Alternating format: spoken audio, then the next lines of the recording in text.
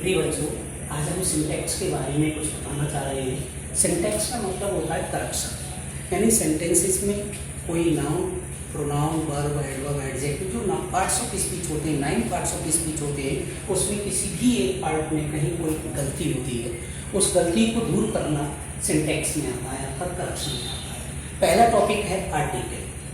Article का use हो है ए, एन, यथा। ये 3 words are used in article. Article में ये 3 शब्द प्रयोग किए जाते हैं, ए, एन, यथा। कहाँ पर हम एन का प्रयोग करते हैं, कहाँ ए का प्रयोग करते हैं, कहाँ द का प्रयोग करते हैं, इस चीज को समझना है। Article has 2 types. आर्टिकल 2 प्रकार का होता है, इंडेफिनिट आर्टिकल, दूसरा डेफिनिट आर्टिकल। इंडेफिनिट आर्टिकल में ए और एन का प्रयोग किया जाता है, जिन दोनों ही वर्ड का मीनिंग होता है एक, ए और एन। इंडेफिनिट आर्टिकल में और डेफिनिट आर्टिकल में द का प्रयोग किया जाता है।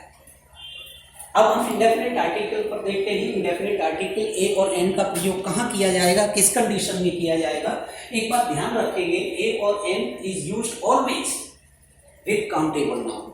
ए और एन का प्रयोग काउंटेबल नाउन के साथ किया जाता है, सिर्फ अनकाउंटेबल नाउन के साथ नहीं प्रयोग किया जाता है। जबकि डेफिनिट आर्टिकल का प्रयोग काउंटेबल और अनकाउंटेबल दोनों नाउन के साथ किया जा सकता है।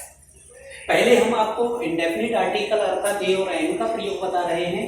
इंडेफिनिट आर्टिकल ए और एन का प्रयोग पर ध्यान रखेंगे, हमें हिंदी वर्णमाला जाननी होगी इसके लिए, क्योंकि ए और एन का जो कंट्रास्ट है ये हिंदी वर्णमाला में ही यानी क्लियर हो सकता है उसी के माध्यम से। क्योंकि हिंदी वर्णमाला को हम पहले देखते हैं। हिंदी वर्णमाला में अल्फाबेट यानी वर्णमाला, अल्फाबेट आप जानते हैं हिंदी में आपने पढ़ी होगी, 2 प्रकार की होती है, एक स्वर और दूसरे व्यंजन।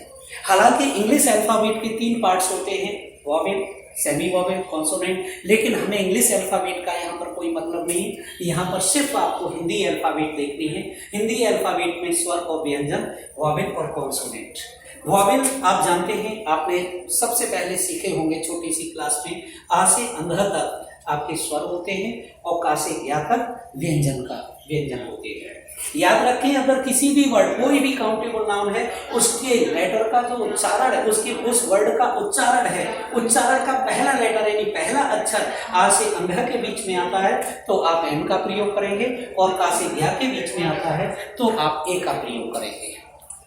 ठीक है, ध्यान रखेंगे कि अगर हम कोई भी नाउन देख रहे हैं, कोई वर्ड देख रहे हैं, काउंटेबल नाउन है अर्थात उसका और एक शब्द हिंदी में सेंस में एक शब्द आ रहा है, तो आप यानी ए का प्रयोग जब करेंगे जब उस वर्ड का उच्चारण, प्रोनाउंसिएशन का पहला अक्षर आ से अंध तक है तो एन, और का से या तक आता है तो ए का प्रयोग करेंगे। फॉर एग्जाम्पल, उदाहरण के लिए एक शब्द है आपका यूनिवर्सिटी।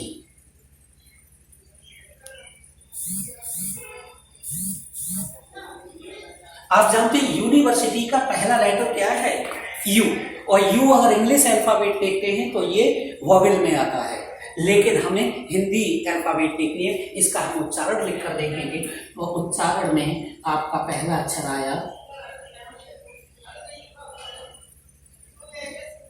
पहला अक्षर आया या, और जब पहला अक्षर या आ गया और या किसके बीच में है, का से या के बीच में आता है या, इसलिए यूनिवर्सिटी से पहले क्या लगेगा, ए।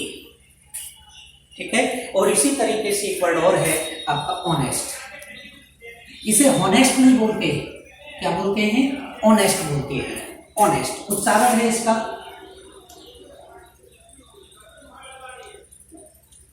पहला अक्षर है ओ, और ओ किसके बीच में आया, आ से अन के बीच में, इसलिए ऑनेस्ट से पहले क्या लगेगा, एन का प्रयोग होगा।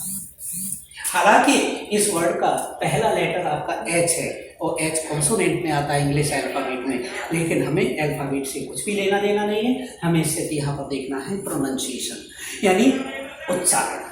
उच्चारण में पहला अक्षर का से या के बीच में आ जाता है, हिंदी में लिखकर देख लीजिए, का से या, आ से अंग के बीच में आता है तो आप एन लगाएंगे, और का से या के बीच में आता है तो यू लगाएंगे। ओके, समझ में आ गया, क्लियर।